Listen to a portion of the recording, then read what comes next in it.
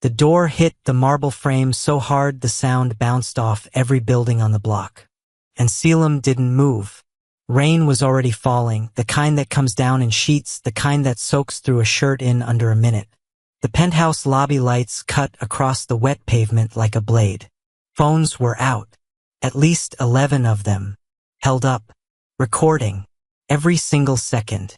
Ravian Cade stood in the open doorway, jaw tight, eyes burning with something past anger. Get out. 2 words. That was all. Selim opened his mouth. Nothing came out. It never did. His voice had been gone since he was 7 years old, and not a single doctor had ever explained why. He pressed 2 fingers to his throat, the old habit, hoping this time would be different. It wasn't. Seraphine was already moving. She slid past Ravian with her tablet held high, the screen angled outward so every camera in that crowd could catch it. The document on the display was clean, official looking, stamped with Selim's name across the top in bold letters above a chain of financial transactions that didn't belong to him. He's been feeding account information to your competitors for 8 months, she said. Her voice was calm, too calm, like a woman reading a grocery list. I pulled it all this afternoon. Ravian didn't look at the tablet again. He'd already seen it, already decided. The crowd pressed closer. Someone in the back whispered something Selim couldn't make out, but the tone was sharp, judgmental. He could feel it landing on his skin like the rain. Nerio appeared in the doorway behind Ravian. Small frame, wide brown eyes, wearing the oversized sleep shirt he always wore to bed. 6 years old and smart enough to understand that something was breaking. He didn't cry yet. He just stood there with both hands gripping the door frame, watching Selim the way a child watches a fire, terrified and unable to look away. Selim reached into his jacket pocket for his notepad. His hand was shaking. He wrote fast. That document isn't mine. He held it up. Ravian looked at the notepad for exactly 1 second, then looked away. That 1 second told Selim everything. The decision was already made before tonight, before the rain, before the crowd, before Seraphine walked in with her tablet. Whatever this was, it had been planned for a specific outcome, and that outcome was standing on wet pavement in the middle of the night with nowhere to go. Selim lowered the notepad slowly. He looked at the tablet in Seraphine's hand. She was still holding it up, still angled for the cameras. But Selim wasn't looking at the document anymore. He was looking at the timestamp, the small gray numbers in the bottom right corner of the screen. 11:47 p.m. He glanced up at the clock above the lobby entrance. 10:47 p.m. He blinked, looked again.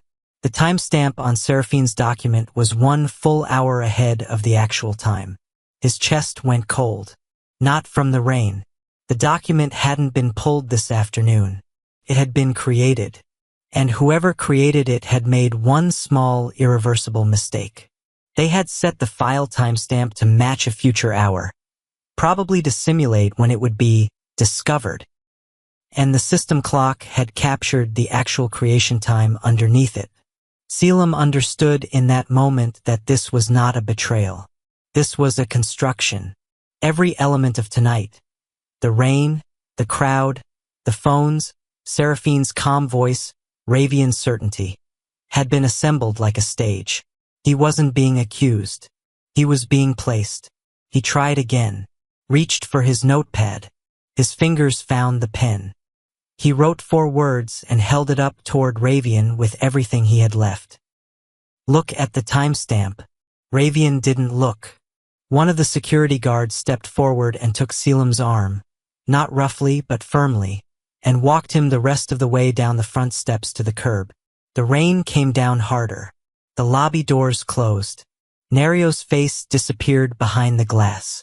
Selim stood on the sidewalk with his notepad pressed against his chest, and the streetlight throwing a long shadow behind him across the wet asphalt. The crowd was already dispersing. Phones going down. The moment already becoming something people would talk about tomorrow. He didn't move, because something on the far side of the street had caught his attention. A car, black, parked directly across from the penthouse with its headlights cutting through the rain.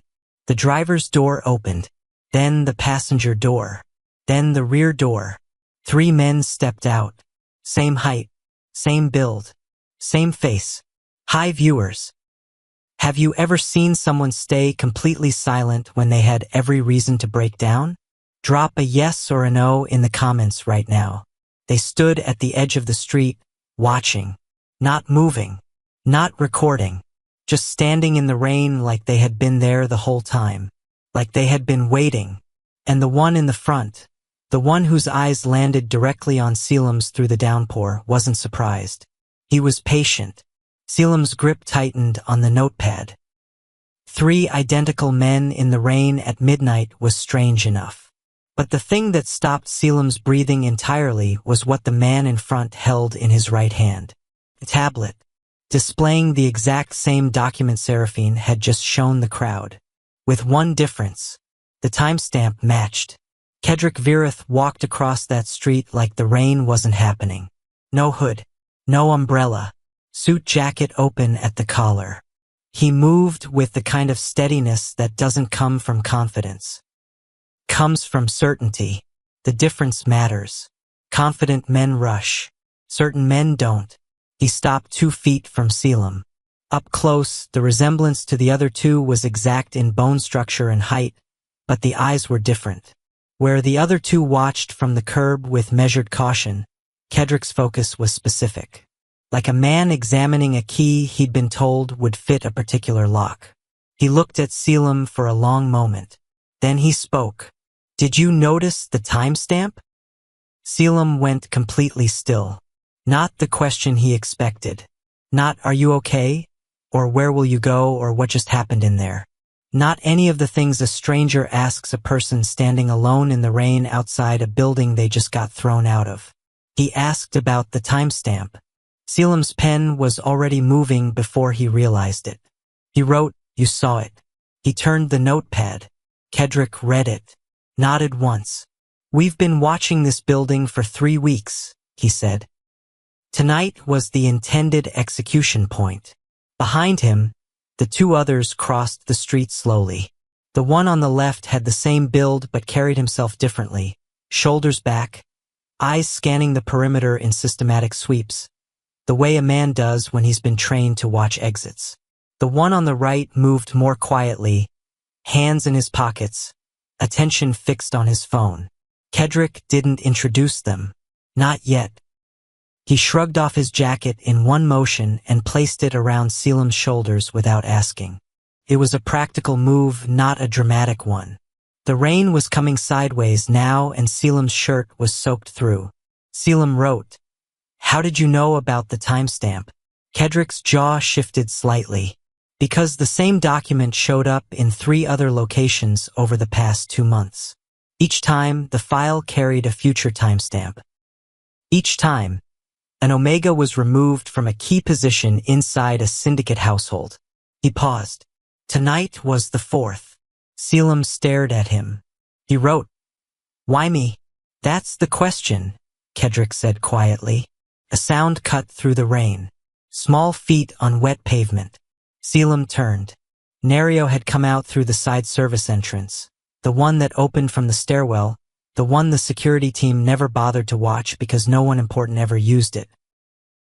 He was still in his sleep shirt, shoes untied, sprinting across the wet sidewalk with both arms already extended. He slammed into Selim's side and wrapped both arms around his waist and didn't say a word. Selim's hand came down on the back of the boy's head automatically, steady, holding him in place. The crowd that had lingered on the edge of the block began murmuring again. Phones came back up. Kedrick looked at the boy. Something moved across his face briefly. Not sentiment, more like confirmation of something he had already calculated. "He followed you out," he said. Selim nodded. The one on the right, the quiet one, had stopped scrolling his phone and was watching Nerio with an unreadable expression. The one on the left finally spoke. His voice was lower than Kedrick's. edged. We need to move. This street has already been documented. Staying extends the exposure. Kedrick didn't argue. He looked at Selim directly. You have two choices. You go back in there and you wait for round 2 of whatever Seraphine has planned. Or you come with us and we show you the rest of the picture. Selim looked down at Nerio, then back at Kedrick. He wrote one word. Evidence? Kedrick held up the tablet. 47 files. All time-stamped. All traceable. Selim reached down and took Nerio's hand. The boy looked up at him. Eyes still wet, jaw set in that particular way 6-year-olds set their jaws when they've decided something. They walked toward the car. Kedrick fell into step beside them. He said nothing for almost half a block. Then, quietly, not loudly, not for the cameras, just for Selim, he spoke again. You weren't the target tonight. Selim's stride slowed. He wrote without stopping. Then who was? Kedrick's eyes moved toward the penthouse building, toward the lit windows on the top floor where Ravian's silhouette was visible against the glass, standing completely still, watching the street below. Someone needed Ravian to exile you publicly, Kedrick said. He opened the rear car door. They needed witnesses. They needed his emotional reaction on record. They needed him discredited before he could ask questions. He let that land. Which means whoever built this frame wasn't afraid of you, Selim. He looked at him steadily. They were afraid of what Ravian might figure out. If you stayed. The Verith estate sat at the end of a private road that most maps didn't show. Cold marble floors. Ceilings high enough to make every sound travel differently. The kind of house that was built not to impress visitors but to contain operations. Wide corridors, reinforced interior doors, rooms that served specific functions and nothing else. No decoration for decoration's sake. Every object in the space had a purpose. Selim noticed all of it the moment he walked in. He noticed the security panel behind the coat rack, the secondary lock on the library door, the fact that the kitchen faced the front gate and the study faced the back wall. Whoever designed this estate had designed it the way a chess player designs an opening. Every position controlled, every angle covered. Nerio held his hand and looked up at everything with wide eyes. A woman appeared from the corridor, staff, by the look of her, efficient and quiet, and guided Nerio toward a warm room with dry clothes and something to eat. The boy looked back at Selim twice before the door closed. Selim held up 4 fingers. Their code. It meant, I'm still here. Nerio held up 4 fingers back. Then the door closed. The 3 brothers moved through the main hall without speaking to each other, but with a fluency that came from years of operating in shared space. Kedrick sat at the head of the large center table.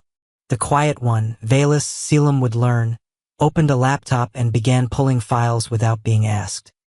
The one with the scanning eyes, Torin, stood at the window facing the road. Kedrick looked at Selim. We've been tracking a manipulation network that's been working inside for major syndicates along the East Coast for the past 16 months, he said. They don't take money directly. They take position. He spread 4 folders across the table. Each one had a name and a photograph clipped to the front. Each time a key person was removed from a household, it cleared the way for a financial restructure inside that operation. Quietly, legally, Selim sat. He pulled the nearest folder toward him and opened it. He wrote, These are all omegas. Every single one. He wrote, Why omegas specifically? Torin answered from the window without turning. Because omegas in bonded syndicate households hold informal access. Access that isn't logged. Not credentialed. Not trackable the same way an employee's access is. He paused. You can move money through a bonded household and it doesn't look like movement. It looks like household management. Selim stared at the folder. He thought about the 8 months Seraphine had claimed. The specific number. He thought about which accounts he had actually touched in 8 months. Grocery transfers, the boys' school fees, 2 contractor payments for repairs on the East Wing. Nothing that should have generated the kind of document Seraphine displayed. He wrote, "She built it from real transactions." Kedrick nodded. She layered real activity underneath fabricated routing. If you looked quickly, it appeared credible. If you looked carefully, the timestamps break it, Verith said without looking up from the laptop. Every fabricated document in our database carries the same structural error. Future timestamp on the file metadata. Past timestamp on the visible display. The person building these files is using an automated tool that has a consistent clock calibration flaw. Selim wrote, "Same tool. Every time. Same operator," Kedrick said. The room held that for a moment. Then Verith straightened. He said one sentence. Flat. Measured.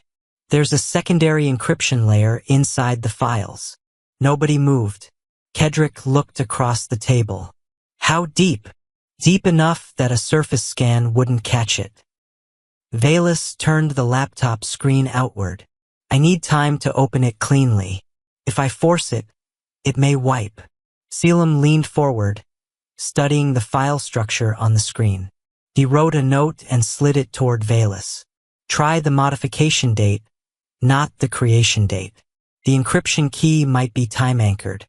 Verith looked at the note, then looked at Selim, then back at the note.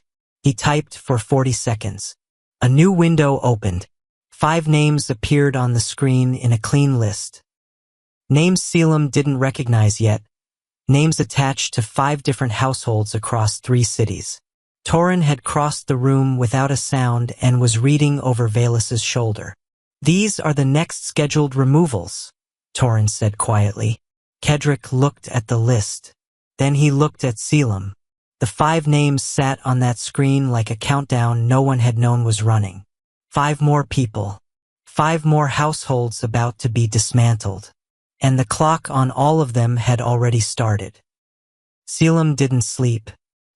He sat at the side table in the library with a yellow legal pad and Verith's secondary laptop and worked through the night while the estate went quiet around him. This was how he had always processed things. Not by talking through them, that option had never been available to him, but by building a map. Start with one solid point. Connect it to the next. Follow the line until it either holds or breaks. The financial records Kedrick gave him access to were extensive. 47 files. Each one attached to a different syndicate household. Each one documenting a removal. An Omega accused of a financial crime, expelled, and then quietly replaced within the same household by someone with cleaner credentials and full operational access. Selim drew a column for each case on the legal pad and started filling them in. The transactions in each fabricated document shared a structural signature. They weren't random. They were built to mimic the kind of routine household transfers an Omega in a bonded position would realistically make. Grocery vendors, utility accounts, contractor services, low enough amounts to pass a quick review, high enough in frequency to suggest a pattern. He wrote at the top of the page, "Not theft, appearance of theft." Below that, "Designed for emotional reaction, not legal prosecution." He underlined the second line twice, because that was the piece that kept pulling at him. None of the accused Omegas in the 47 cases had been prosecuted. Not one. The accusations had served their purpose: expulsion, public humiliation, removal, and then disappeared. No formal charges. No court filings. Which meant the goal was never legal accountability. The goal was the reaction. Get the Alpha to expel the Omega publicly. Document the expulsion. Move in the replacement. Proceed. Around 3 in the morning, Verith appeared in the library doorway with 2 cups of coffee and set one within Selim's reach without saying anything. He sat down across the table and resumed his own work. They worked in silence for an hour. Then Selim slid a note across the table. The offshore routing structure in these transfers isn't random. It cycles through the same 3 shell companies in sequence. If you trace the sequence backward from the earliest case, you find the origin account. Velis read it, typed, waited. The origin account is domestic, he said after a moment. East Coast. Registered to a holding company called Meridian Shore Consultants. He paused. Registered 18 months ago, 2 months before the first removal. Selim wrote, "Who owns it?" Velis was quiet for too long.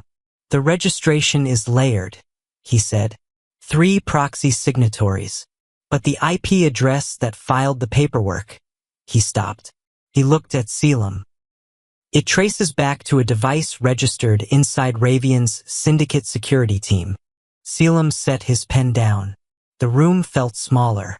Not an outside operation using Seraphine as a contractor. An inside position. Someone already embedded in Ravian's organization who had either recruited Seraphine or built her cover story entirely from within. He picked up the pen again.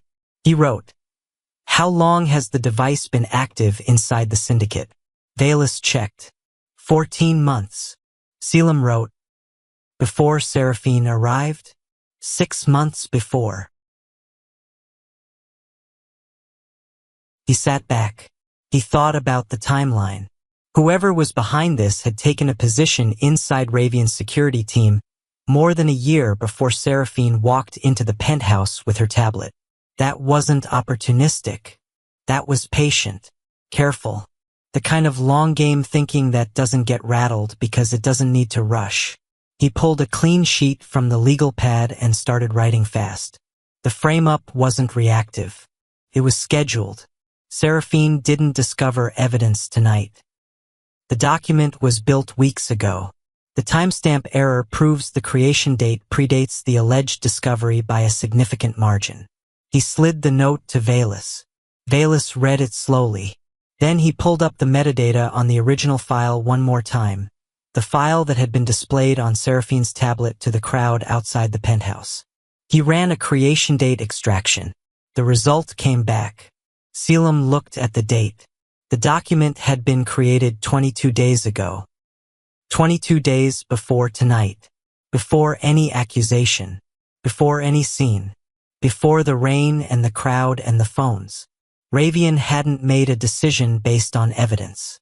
He had been delivered to an emotional reaction that had already been scripted for him 3 weeks in advance. Velis said nothing for a long moment. Then quietly, "He never had a chance to think clearly."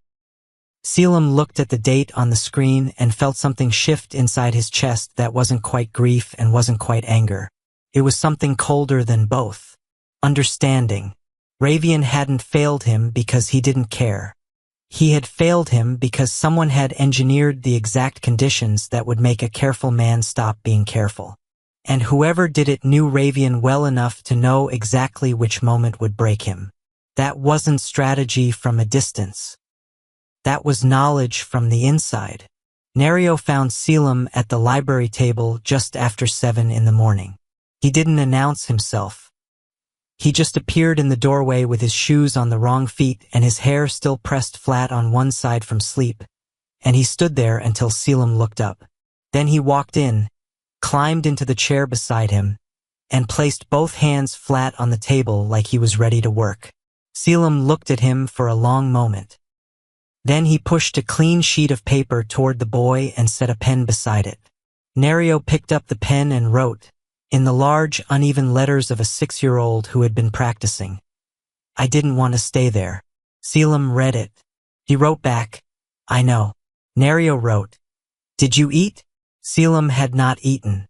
He pointed to the empty coffee cup and raised one eyebrow. Nerio gave him a look that was very specifically the look of someone who had heard that excuse before and did not accept it. He slid off the chair and disappeared down the hallway and came back 7 minutes later carrying a plate that one of the staff had clearly assembled for him. Toast, fruit, a folded napkin, with the focused expression of a person completing an important task. He set it in front of Selim, sat back down, crossed his arms. Selim ate.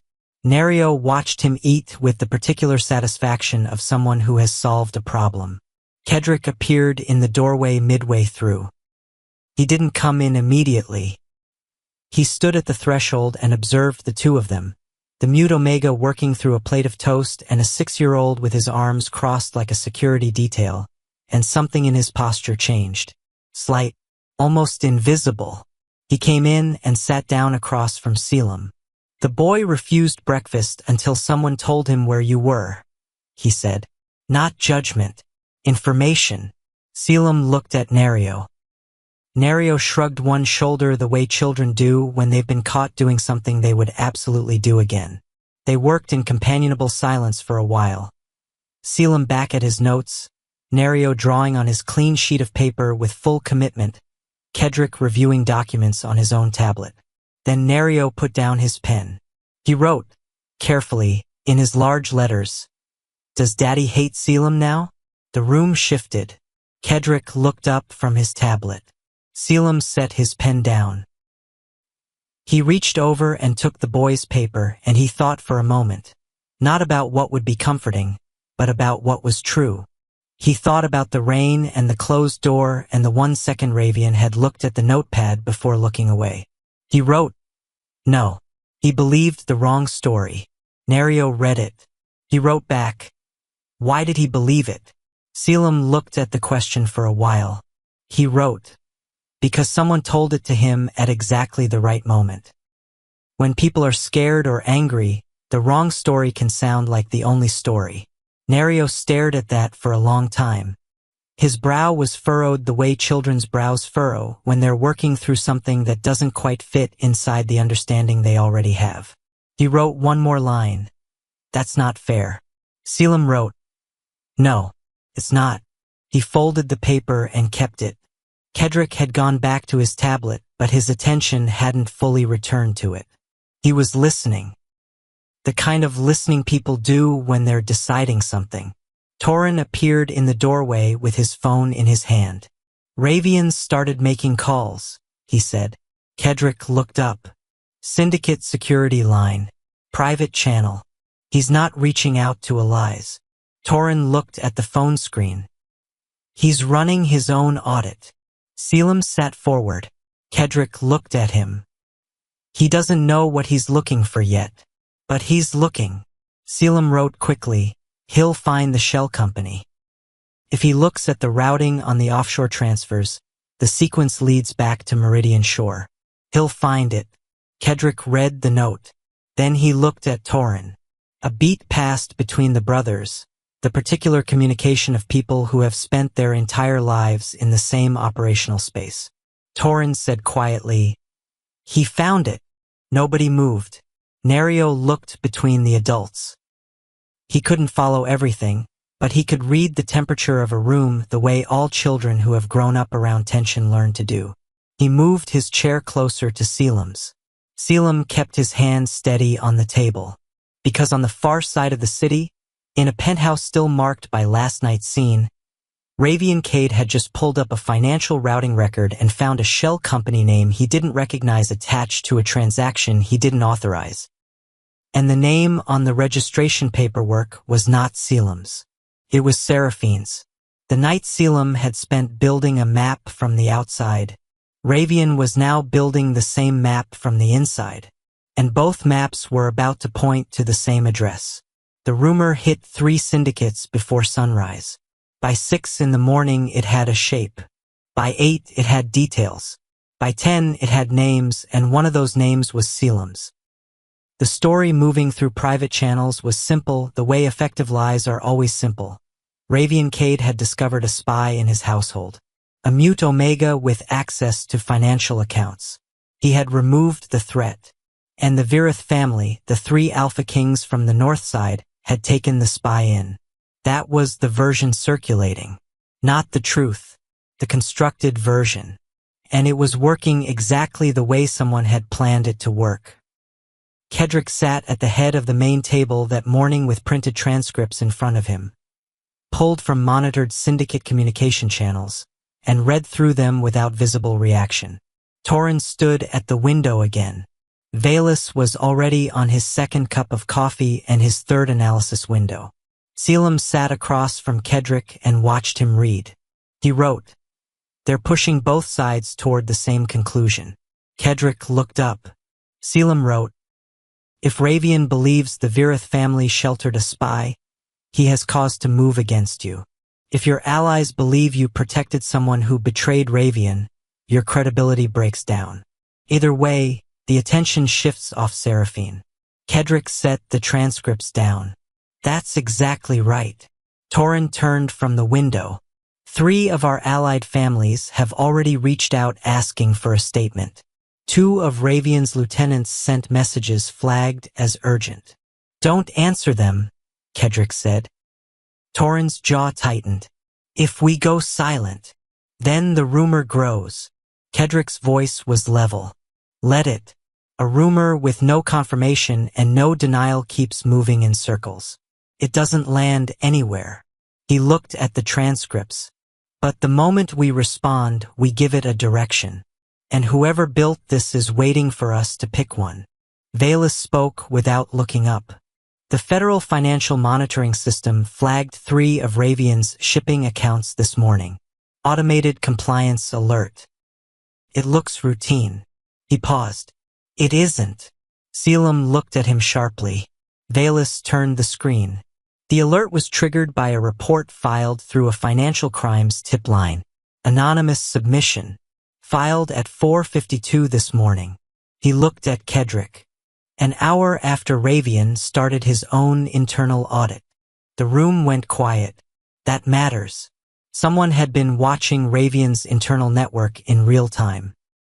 The moment his audit touched the right account, a pre-written complaint had been filed externally. Automated. Instant. Designed to put federal eyes on his operation before he could fully understand what he'd found.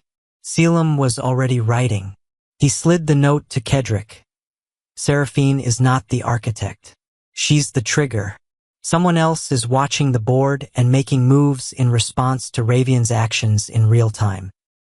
That requires either direct access to his internal systems or someone physically inside his operation. Kedrick read it twice. He looked up at Torin. The device Verith traced last night, he said. The one that registered the shell company. Is it still active? Verith checked. Nodded. Pull the location. Verith typed. Waited. The cursor blinked 3 times. He looked at the screen. Then he looked at Kedrick. It's in the building right now, he said. Not outside. Not across the city. Inside Ravian's penthouse. Kedrick stood. Seraphine is still in that building, Torin said quietly. Nobody needed to say the rest. Because across the city, Ravian Cade had found a shell company name. He was pulling the thread. He was moving through his own financial records with the focused anger of a man who had started to realize he'd been used. And the woman who had used him was standing somewhere in the same building, watching him find it. The pattern had a shape. Selim had been staring at it for 2 hours before it fully resolved. The way certain images only become clear once you stop trying to force them into focus. He had the 47 case files spread across the library table. Not randomly. He had arranged them in the order they happened, left to right, earliest to most recent. Then he had drawn one line connecting each expelled Omega to the household they had been removed from. Then a second line connecting each household to the infrastructure it controlled. Ports, transport routes, cold storage warehouses along the eastern seaboard, 3 private banking relationships, 1 federal licensed freight brokerage. He put his pen down and looked at what he'd drawn. This wasn't about punishing anyone. It was about acquiring something. Kedrick came in and stopped at the edge of the table. He looked at the map for a long moment without speaking. Then he pulled a chair and sat. Selim wrote, "She's not destroying these households. She's restructuring them. Every removal creates a vacancy. Every vacancy gets filled with someone she controls. After enough of those placements, she has access running through the entire network. Legitimate access. Documented. Clean." Kedrick read it. He was quiet. Selim wrote, "It's not sabotage. It's an acquisition strategy." Kedrick looked at the map. "And because it moves through bonded households instead of corporate structures, it doesn't trigger the same oversight. He paused. No merger filings. No regulatory review. It just looks like staff changes inside private families. That is important. Pause on that. Not a gang takeover. Not a territorial war. Something cleaner. Something that would survive legal scrutiny because it was structured to look like nothing at all. Verith appeared in the doorway. He had a name. Not a shell company name. A real name. Person. He set a single printed page on the table in front of Kedrick. Meridian Shore Consultants traces back through 4 proxy layers to a holding company registered in Delaware. He tapped the bottom of the page. That company has one real officer of record. Kedrick looked at the name. His expression didn't change, but his stillness changed. The kind of stillness that comes when something confirms a theory a person hoped was wrong. Selim reached across and turned the page toward himself. He read the name. Deshara Niles. He wrote, "Who is she?" Torin answered from the hallway, leaning against the frame with his arms crossed. She ran logistics for 3 East Coast syndicates simultaneously for about 6 years, he said. Then she disappeared. 18 months ago, she stopped showing up anywhere. No arrests, no departure records, nothing. He looked at the page. We assumed she had retired. Kedrick said, "She didn't retire. Verith. She went quiet to build this." Selim looked at the map on the table. 47 cases. 16 months of coordinated removals. 5 names still scheduled. Federal investigators now circling Ravian's shipping accounts. And one woman running it all from a position so carefully constructed that she had remained invisible until a 6-year-old boy's caretaker noticed a timestamp error on a rainy night outside a penthouse building. He wrote, "She's still moving. The 5 names on the list, how much time do they have?" Verith looked at his laptop. Based on the operational cadence between previous cases, the next removal is approximately 9 days out. Selim circled one name on his legal pad. He slid it to Kedrick. It was the name of a bonded Omega inside the largest freight brokerage on the eastern seaboard. If that position fell, Deshara Niles would control the routing certification for 2/3 of commercial sea freight entering the northeastern United States. Not loudly, not visibly, just completely. Kedrick looked at the circled name for a long time. Then he looked at Selim. "We need to bring this to the council," he said. The private syndicate council. Every major family at one table. The kind of meeting where information either stopped a war or started one, depending entirely on how it was delivered. Selim wrote, "Seraphine will be there." "Yes," Kedrick said. He wrote, "She'll expect you to accuse Ravian. Or defend me. Either move hands her the room." Kedrick looked at him steadily. "Then we don't make either move." He turned the printed page over and slid it back to Selim. "You're going to present the evidence yourself." Selim looked at the page, then at Kedrick. He hadn't been in a room full of syndicate leaders in his life. He couldn't speak. He had a legal pad, a pen, and 47 case files. He wrote one word back. "When?" The council room had no windows. That was the first thing Selim noticed when they walked in, the deliberate absence of outside light. Every light source was internal. Every wall was solid. The table seated 18 and every seat was occupied by the time the Verith brothers entered with Selim positioned between Torin and Verith, 3 steps behind Kedrick. The room noticed them immediately, not loudly, a shift in posture, eyes moving. The particular temperature change that happens when something unexpected enters a space that was designed for expected things. Ravian Cade was already seated at the far end of the table. He looked at Selim. Selim looked at him. Neither moved. Seraphine was 3 seats to Ravian's left in a dark fitted jacket. Hands clasped on the table, expression composed.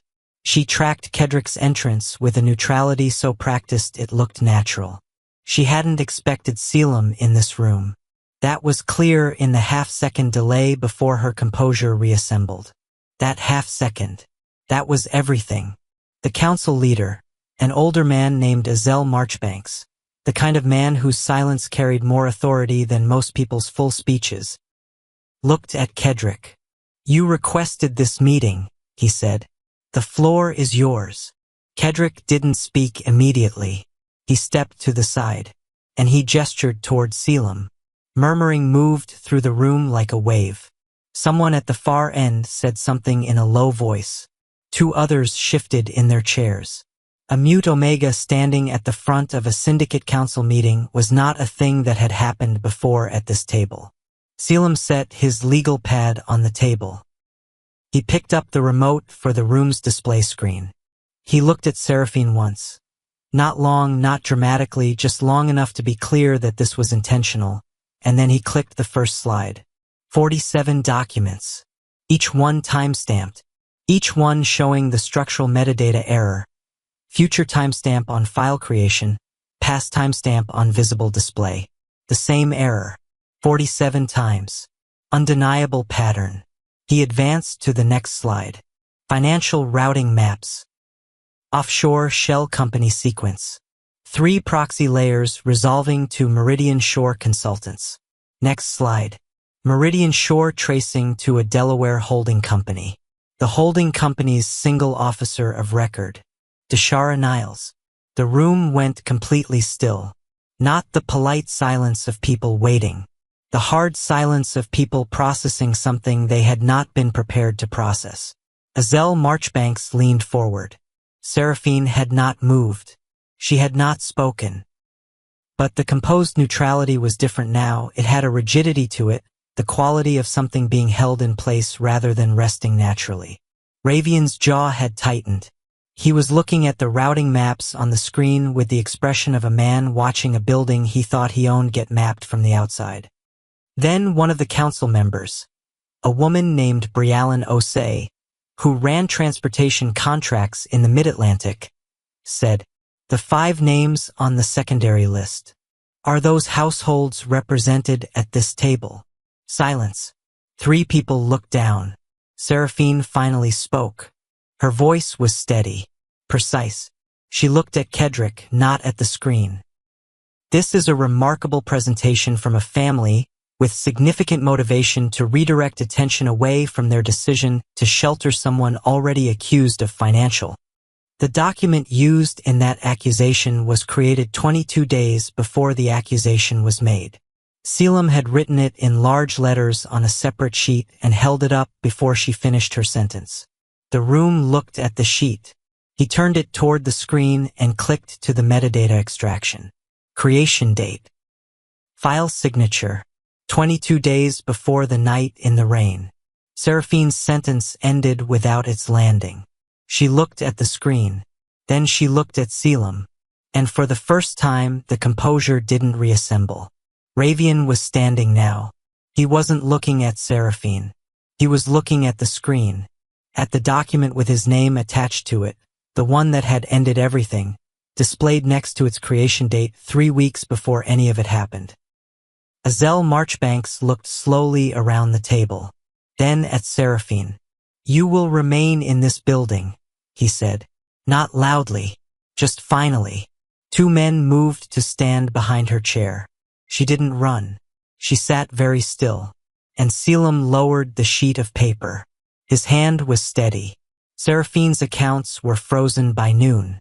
By 2 in the afternoon, federal analysts had cross-referenced the Meridian Shore filing with 3 open investigations and found connections they hadn't known to look for. The consortium Deshara Niles had constructed across 16 months, the placements, the shell layers, the timed removals, collapsed the way carefully stacked structures collapse. All at once, and quietly. No dramatic arrests on street corners. No press conferences. The kind of takedown that happens in offices and on phones and in rooms where people speak in measured sentences and sign documents with steady hands. Within 48 hours, the 5 scheduled removals were stopped. The Omegas whose names had appeared on that encrypted list received private notifications through channels they didn't know had been watching out for them. Deshara Niles was located through the device Velis had tracked. She had been operating from a private office registered under a consulting firm 11 blocks from Ravian's penthouse. She had never needed to be far away. The closer you are to the fire, the better you can control the heat. Seraphine cooperated. Not out of loyalty to anyone. She had none, but because cooperation offered a reduced outcome and she was, above everything else, a practical woman. She confirmed the timeline. She confirmed the document fabrication. She confirmed the recruitment of the security team member who had provided internal access to Ravian's operation. Everything Selim had mapped on that legal pad over one sleepless night was confirmed, point by point. Everything. Ravian received the confirmation on a Thursday morning. He sat with it for 6 hours. Then he drove to the Verith estate alone. No security. No advance call. He pulled up to the front gate in a black car and sat with the engine running, both hands on the wheel, for almost 4 minutes before he pressed the call button. Kedrick answered. Ravian said, "I need to speak to Selim." A long pause. "He knows you're here," Kedrick said. Another pause. "Does he want to see me?" The gate mechanism clicked, then stopped. It didn't open. Ravian sat with that for a moment. Then he pressed the button again. Kedrick's voice came back. "He's not refusing," he said carefully. "He needs time."